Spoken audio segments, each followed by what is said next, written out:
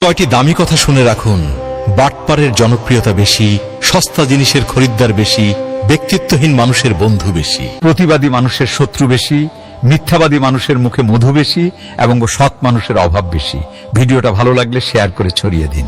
যদি তোমার বোন তোমার বাড়িতে আসা ছেড়ে দেয়, তাহলে এর দুটি কারণ থাকতে পারে। প্রথম কারণ হলো তোমার ঘরে হয়তো আর আগের মতো ভালোবাসা নেই, আর দ্বিতীয় কারণটি হতে পারে তাদের মনে হয়তো কেউ কষ্ট দিয়েছে, তাই তারা ঝগড়া করার পরিবর্তে নীরব থাকাকেই বেছে নিয়েছে। একটা কথা মনে রেখো, বোনদের সাথে সম্পর্ক সময়ের সাথে নয়, আচরণের জন্য ভেঙে যায়।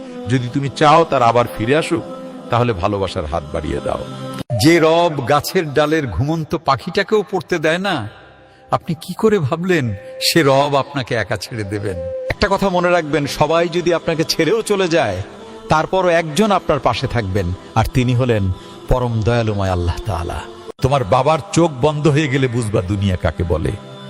তোমার বাবার উপার্জন শেষ হয়ে গেলে বুঝবা দুনিয়া কাকে বলে। তোমার কাঁধে যখন উপার্জনের দায়িত্ব আসবে, তখন বুঝবা দুনিয়া কাকে বলে। 2 টাকা রোজগার করতে যাও, দেখবা দুনিয়া কাকে বলে।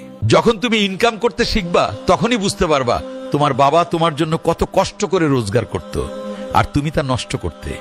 যে তোমার বদনাম করে শান্তি পাচ্ছে, তাকে বদনাম করতে দাও, কারণ বদনাম তো সেই করে যে কখনো তোমার সমতুল্য হতে পারবে না। আকাশের দিকে ছুঁড়ে মারা থুতু এক সময় যেমন নিজের মুখেই পড়ে, ঠিক তেমনি তোমার নামে মিথ্যা বদনামও এক সময় তার নিজের কাছেই ফিরে যায়। তুমি তোমার চলার পথে অটল থাকো, কারণ সিংহের চলার পথে অনেকেই ঘেউ ঘেউ করে, কিন্তু পথ আটকাতে পারে না। পুত্রকে চেনা যায় বিবাহের পরে, কন্যাকে